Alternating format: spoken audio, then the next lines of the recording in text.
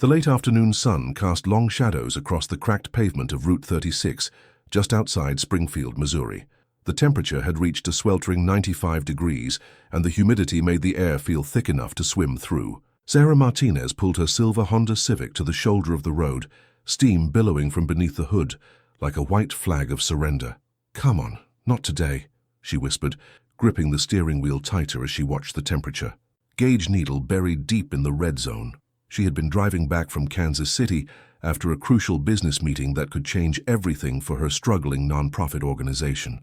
Sarah stepped out of the car, her professional heels clicking against the asphalt. She was a woman in her early 40s, with shoulder-length dark hair pulled back in a practical ponytail, and wearing a navy blue blazer that had seen better days. Despite her composed exterior, worry lines creased her forehead as she opened the hood, only to be greeted by a cloud of hot steam. 20 yards ahead, a weathered pickup truck slowed down and pulled over. The truck's paint was more rust than blue, and one of the headlights was held in place with duct tape. Behind the wheel sat Marcus Thompson, a 45-year-old mechanic whose calloused hands told the story of decades spent under car hoods.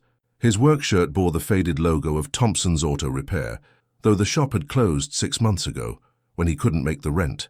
Marcus had been driving home from another fruitless job interview at a chain auto parts store.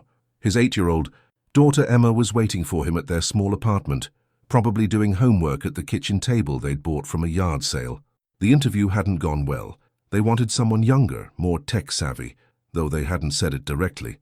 "Ma'am, you all right?" Marcus called out as he approached, wiping his hands on a red shop rag he always kept in his back pocket. His voice carried the gentle drawl of someone who'd spent his whole life in Missouri. Sarah looked up, relief flooding her features. "I think my radiator's blown. The temperature just shot up, and now there's steam everywhere." Marcus nodded, his experienced eye already assessing the situation. "Mind if I take a look? I'm a mechanic, was a mechanic." He caught himself, the admission stinging more than he'd expected. "Please, I'd be so grateful," Sarah said, stepping aside as Marcus peered under the hood. His movements were confident and methodical, the way a surgeon might examine a patient. Within moments, he'd located the problem. "Your upper radiator hose has burst," he explained, pointing to a split rubber tube. "There's an easy fix, but you'll need a new hose and some coolant. There's a parts store about 5 miles up the road, but your car ain't gonna make it that far without overheating again." Sarah's heart sank. She checked her phone. No cell service. In this dead zone between towns. "How much do you think it'll cost to fix?" Marcus scratched his graying beard, calculating. "Parts'll run you about $30–40.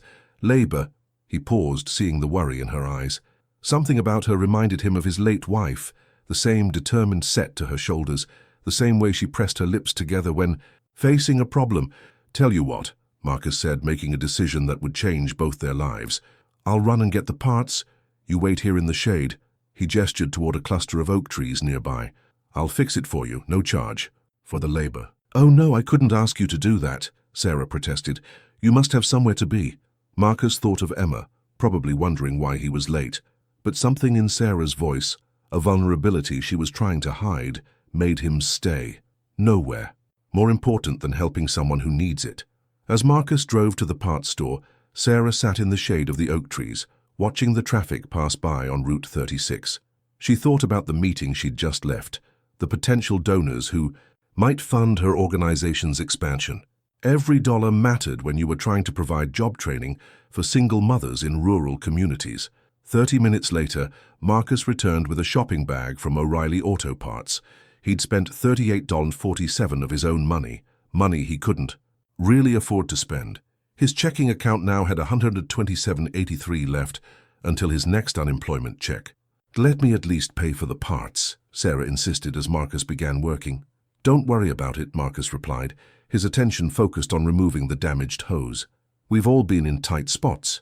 What goes around comes around." As he worked, they talked.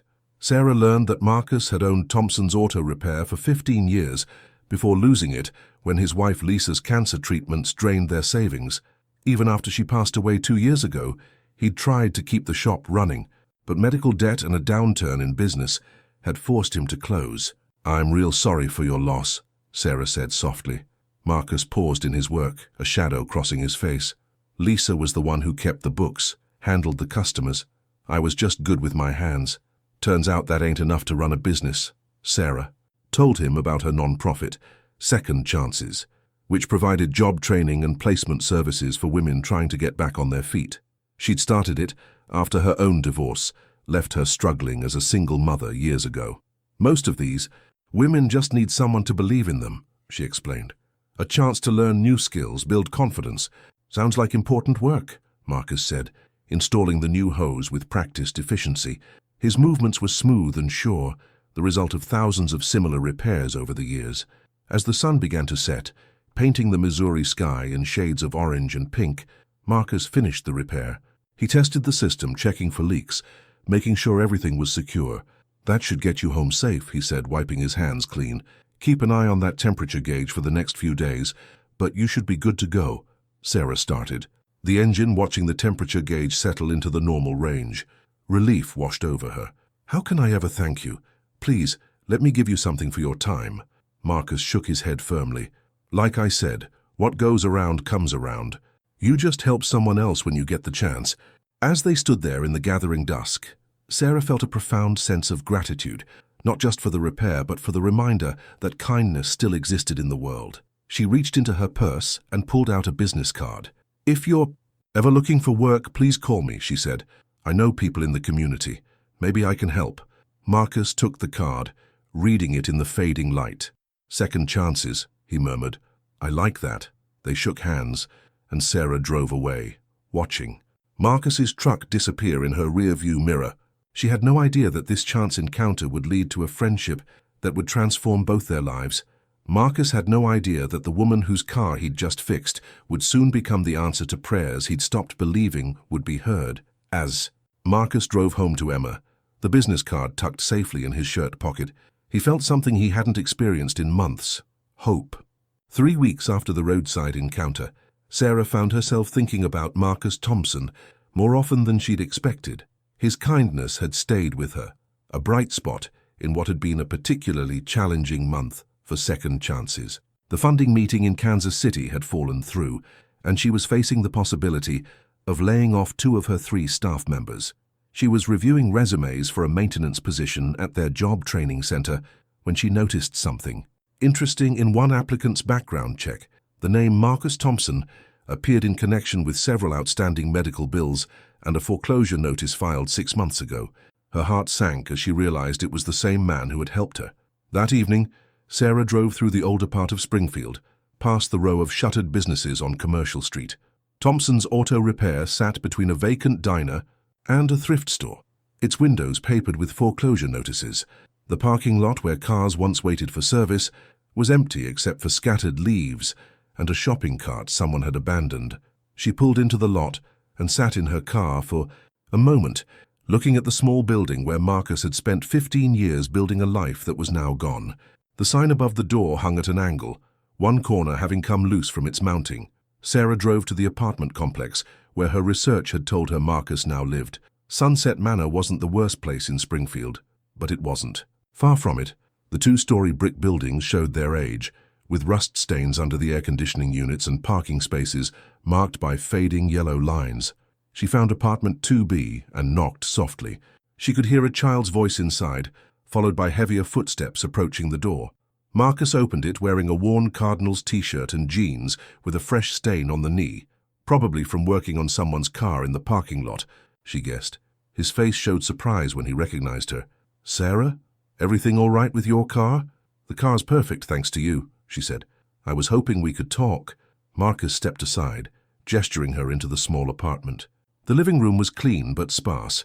A second-hand couch, a coffee table made from milk crates and a board, and a TV that belonged to an earlier decade. School papers and crayons were scattered across the coffee table. Emma, come meet someone, Marcus called. A young girl with pigtails and gap-toothed smile emerged from what must have been her bedroom, clutching a worn, stuffed elephant. This is Miss Sarah. Remember I told you about helping someone with their car? This is her. Emma studied Sarah with the serious expression children use when meeting new adults. Daddy said you were really nice and said thank you lots of times. Sarah knelt down to Emma's eye level. Your daddy was my hero that day. He saved me when I was stuck on the road. Emma beamed with pride. Daddy fixes everything. He fixed my bike and Mrs. Rodriguez's washing machine and Mr. Johnson's truck. Marcus ruffled his daughter's hair affectionately. Why don't you finish your homework while Miss Sarah and I talk? After Emma returned to her room, Marcus offered Sarah a cup of coffee, which she accepted. They sat on the couch, and Sarah noticed the stack of bills on the side table, past due notices from the electric company, medical collection letters, and what looked like eviction warnings. Marcus, I need to ask you something, and I hope you won't take offense, Sarah began carefully. When you helped me that day, how much money did you spend on those parts? Marcus shifted uncomfortably. It wasn't much. Don't worry about it. It was almost $40, wasn't it? He didn't answer, but his expression confirmed her guess. You spent money you couldn't afford on a complete stranger, Sarah continued. Why? Marcus was quiet for a long moment, staring at his hands. When, he finally spoke. His voice was soft. When Lisa got sick, people helped us. Neighbors brought food, friends watched Emma, folks I barely knew sent cards with $20 bills inside. I swore if I ever got the chance to pay it forward, I would. Sarah felt her throat tighten. Even when you're facing eviction? Marcus's head snapped up. How do you? I work with people in crisis every day. I recognize the signs. Sarah leaned forward. The stack of bills, the worry in your eyes, the way Emma talks about you fixing things for neighbors. You're doing odd jobs to try to make ends meet. Marcus stood and walked to the window, looking out at the parking lot where a couple of kids were riding bikes in circles. We've got until the end of the month. I've been applying everywhere, but most places want someone with computer skills or a college degree. Turns out being good with your hands ain't worth much anymore. That's not true, Sarah said firmly. Do you know how rare it is to find someone who takes genuine pride in their work, who treats strangers like family? Marcus turned back to her. What are you getting at? Sarah took a deep breath. Second Chances needs a maintenance supervisor, someone to keep our equipment running, maintain our building, maybe help teach basic automotive skills to the women in our program. The pay isn't great, $35,000 a year, but it comes with health insurance. Marcus stared at her. You're offering me a job? I'm offering you what you gave me that day on Route 36, a chance. Emma appeared in the doorway, sensing the importance of the conversation. Daddy, are you crying? Marcus wiped his eyes quickly. Just got something in them, sweetheart. But Sarah saw the tears too, and she understood their meaning. She pulled out a manila folder she'd brought with her. These are the official job descriptions and benefits package. Think about it. Marcus took the folder with hands that shook slightly. Why? Why would you do this for us? Sarah stood, remembering the moment 3 weeks ago when she'd felt completely alone on that empty highway, because sometimes angels show up in pickup trucks with duct-taped headlights, and sometimes they need someone to believe in second chances too. As Sarah drove home that night, she made a mental note to call her accountant in the morning. The non-profit's budget was tight, but they'd make it work. They had to. Behind her, in apartment 2B, Marcus sat at his kitchen table reading the job description, while Emma did homework beside him. For the first time in months, he allowed himself to imagine a future where he wasn't counting every dollar, where Emma could have the stability she deserved. Daddy, Emma said, looking up from her math worksheet, is Miss Sarah going to help us? Marcus looked at his daughter, this brave, resilient little girl who had never complained about their circumstances, who had never made him feel guilty for the life he couldn't provide. I think she might be, baby girl. I think she just might be. Outside, the Springfield night settled over Sunset Manor, but inside apartment 2B, hope was stirring for the first time in a very long while. 2 months into his new job at Second Chances, Marcus Thompson had settled into a routine that felt almost too good to be true. Each morning, he dropped Emma off at Lincoln Elementary before heading to the job training center, where he maintained equipment, fixed whatever needed fixing, and had even started teaching basic automotive skills to the women in the program. The work was rewarding in ways he hadn't expected. Yesterday, he'd helped Maria Gonzalez change her first tire, watching her face light up with pride and confidence. The week before, he'd taught Diane Patterson how to check her oil and change air filters, skills that would save her hundreds of dollars in unnecessary shop visits. Sarah had become more than just his boss. She'd become a friend. During their lunch breaks, they often talked about Emma, about the challenges of single parenting, about their shared belief that everyone deserved a second chance. Marcus had learned that Sarah's ex-husband had left when their son was 12, moving across the country and barely maintaining contact. Her son, now in college in California, called her his hero for building something meaningful from nothing. But it was on a rainy Tuesday afternoon in November that everything changed. Marcus was replacing a broken fluorescent light in the main classroom when he overheard Sarah on the phone in her office. The door was partially open, and her voice carried a tone of distress he'd never heard before. "I understand the deadline, but surely there's some flexibility," she was saying. "Second Chances has been serving this community for 8 years. Yes, I'm aware of the property values. No, I don't have $2 million. Marcus nearly dropped the light fixture. $2 million? Please, just give me another month to explore options," Sarah continued. "These women depend on this program. Fine, January 15th, I understand." The conversation ended, and Marcus heard Sarah slump into her chair. He finished changing the light quickly and quietly, but the number kept echoing in his head. $2 million. That evening, Marcus couldn't concentrate on helping Emma with her homework. The math problem seemed simple compared to what he'd overheard. During dinner, spaghetti with meat sauce, Emma's favorite, he found himself staring out the window of their apartment, thinking about the worried tone in Sarah's voice. "Daddy, you're not eating," Emma observed, twirling pasta around her. "Fork with the concentration of a surgeon. Just thinking, sweetheart." "About work?" Marcus nodded. "Sort of. Miss Sarah seems sad lately," Emma said. "When I visited last week, she smiled, but her eyes looked worried. Like you used to look before you got your new job." Out of the mouths of babes, Marcus thought. Emma had always been perceptive, probably from having to grow up faster than most kids after losing her mother. The next day, Marcus approached Janet Morrison, the assistant director who had worked with Sarah for 6 years. Janet was a practical woman in her 50s who didn't sugarcoat reality. "Janet, can I ask you something?" Marcus said during their afternoon break. "Is the organization in some kind of trouble?" Janet looked around to make sure they were alone. "Sarah doesn't like to worry people, but yes, the city's been pressuring us to sell this building. They want to redevelop the whole block. Luxury condos, high-end retail. Our lease is up in January, and they're demanding we either buy the building for $2 million or vacate." Marcus felt his stomach drop. "Can't we move somewhere else? This building is perfect for what we do. Classroom space, workshop areas, our computer lab. Sarah's looked at dozens of other properties, but nothing comes close, and everything costs more than we can afford.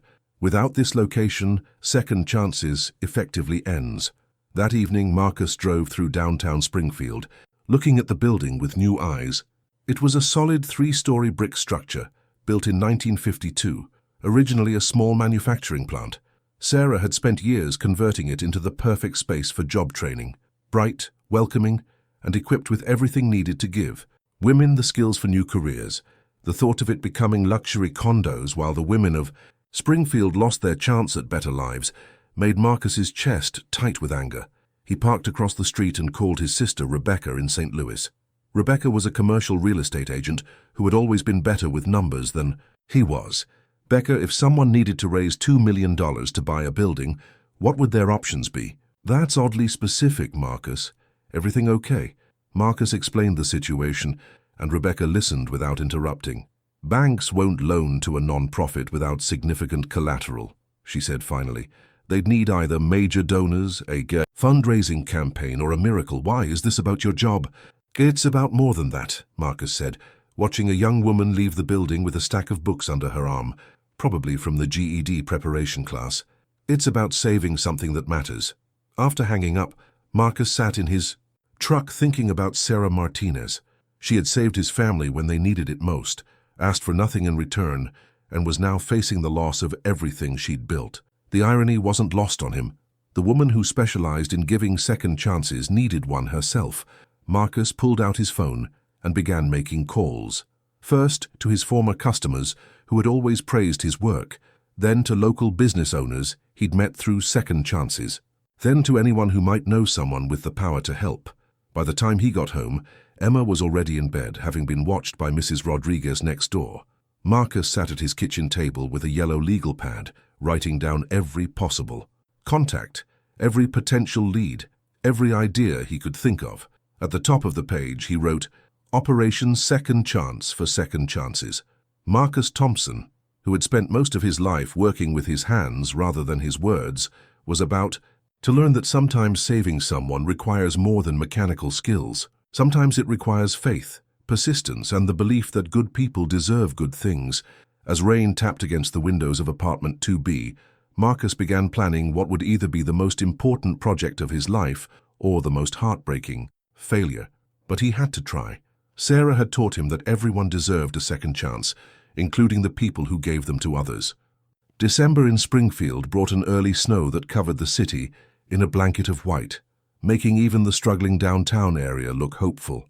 Marcus had spent every free moment of the past month making phone calls, sending emails, and even hand-delivering letters to potential donors throughout Missouri and beyond. The response had been heartwarming, but insufficient. Local businesses contributed what they could. The bakery donated $500, the credit union pledged $2,000, and individual community members sent checks ranging from $10 to $100. The total raised $23,847, a generous beginning, but nowhere near the $2 million needed. Sarah knew something was happening. Marcus had become secretive, taking phone calls outside, staying late to use the office computer. When she asked if everything was okay, he deflected with his usual gentle humor, but she could see the stress in his eyes. It was December 20th when Marcus's luck changed. He had driven to Kansas City to meet with a construction company owner who had heard about second chances through a former customer. The meeting hadn't gone as planned. The man was willing to donate materials, but not money. But as Marcus sat in a downtown diner afterward, he overheard a conversation at the next table. The Henderson Foundation is looking for meaningful projects to fund, a woman in a business suit was telling her companion. Estelle Henderson specifically wants to support grassroots organizations that empower women. Marcus's heart raced. The Henderson Foundation, he'd read about them in the Kansas City Star. Real estate heiress Estelle Henderson had inherited her family's fortune and was known for her philanthropic work, particularly supporting women's causes. That afternoon, Marcus did something that terrified him. He drove to the Henderson Foundation offices and asked to speak with someone about a funding request. The receptionist politely explained that the foundation only accepted formal proposals submitted through their website, with a review process that took months. Marcus nodded and turned to leave, but something made him turn back. "Ma'am, could I just ask you to give someone a message? Tell them that there's a man in Springfield whose life was saved by a woman named Sarah Martinez, and now her life's work is about to be destroyed unless someone believes in second chances the way she does." The receptionist, a young woman named Kelly, studied Marcus's weathered face and saw something that made her pick up her phone. "Hold on," she said. 15 minutes later, Marcus found himself in a conference room with Dr. Patricia Webb, the Foundation's program director. Marcus had never felt more out of place in his life, sitting in his work clothes across from a woman in an expensive suit, but he told Sarah's story with the passion of someone who had lived it. "Mr. Thompson," Dr. Webb said when he finished, "this is highly irregular. We have protocols, procedures. I understand, ma'am, but sometimes the right thing isn't regular. Sometimes it's extraordinary." Dr. Webb made a phone call, then another. By the time Marcus left Kansas City that evening, he had been told to submit a complete proposal within 48 hours, and that someone would visit Second Chances before Christmas. Marcus drove straight to the office where Sarah was working late, preparing for the next day's classes. She looked up in surprise when he burst through the door. "I need you to trust me," he said without preamble. "I need you to help me write a proposal that could save this place." Sarah stared at him. "Marcus, what are you talking about?" "The Henderson Foundation. They're considering funding us, but I need to submit a proposal tomorrow, and I need your help because I don't know how to write like they expect." "The Henderson Foundation? How did you—" Sarah stopped herself. "You've been trying to save Second Chances, haven't you? All those phone calls, all those mysterious meetings." Marcus nodded. "You saved my family, now it's my turn." They worked until 3 a.m., with Sarah translating Marcus's passionate but simple explanations into the formal language required for grant proposals. They included testimonials from women whose lives had been changed by the program, financial statements showing how efficiently the organization operated, and a detailed plan for how the funding would be used. "Why didn't you tell me what you were doing?" Sarah asked as they printed the final version. Marcus was quiet for a moment. "Because you've spent your whole life taking care of other people. I figured it was time someone took care of you." 3 days later, on December 23rd, a black sedan pulled up outside Second Chances. Estelle Henderson herself stepped out, an elegant, woman in her 70s with silver hair and kind eyes that missed nothing. For 2 hours, she toured the facility, spoke with staff and current participants, and asked probing questions about the program's impact. Marcus watched nervously from the workshop, where he was supposed to be teaching carburetor basics, but couldn't concentrate. When the tour ended, Ms. Henderson asked to speak privately with Sarah and Marcus. They gathered in Sarah's small office, and Marcus felt like he was back in the principal's office in elementary school. "Ms. Martinez," Ms. Henderson began, "your program is impressive. Your success rates are exceptional, your overhead is minimal, and your impact on the community is clear." Sarah's heart pounded as she waited for the but. "Mr. Thompson," Ms. Henderson continued, turning to Marcus, "I've been philanthropist for 40 years, and I've never had someone walk into my office and tell a story like yours. You could have asked for money for yourself, for your daughter. Instead, you asked for help for someone else." Marcus swallowed hard. She deserved it. Ms. Henderson smiled. "The Henderson Foundation will provide the full $2 million to purchase this building, with one condition." Sarah gasped, grabbing Marcus's arm. "The condition is that Mr. Thompson be named to your board of directors. Anyone with his heart and determination should have a say in how this organization moves forward." What happened next was a blur of tears, laughter, and disbelief. Sarah hugged Marcus so tightly he could barely breathe, and for a moment, neither of them could speak. That evening, as snow began to fall again over Springfield, Sarah and Marcus stood outside Second Chances, looking up at the building that would now be theirs forever. "I can't believe you did this," Sarah said. "I can't believe you saved us." Marcus shook his head. "You saved me first. I just returned the favor." Emma came running from Mrs. Rodriguez's car, where she'd been waiting during the big meeting. She launched herself into Marcus's arms, and he spun her around in the falling snow. "Daddy, Miss Sarah said we're going to have a party." Emma squealed. "That's right, sweetheart, we're celebrating Second Chances." As they stood there in the snow, Sarah, Marcus, and Emma, they looked like what they had become, a family forged not by blood, but by kindness, gratitude, and the belief that good people deserve good things. Inside the building behind them, the classrooms waited for tomorrow's students. The workshop stood ready for the next lesson, and dozens of women would continue to find their paths to better lives. And it all started with a broken radiator hose on a hot afternoon in Missouri, when a struggling dad chose to help a stranger and discovered that sometimes the smallest acts of kindness create the biggest miracles. Marcus had fixed Sarah's car, for free that day, never knowing she would buy him not just a house but a future. But in the end, they had both learned the most important lesson of all. When you give someone a second chance, you often end up saving yourself.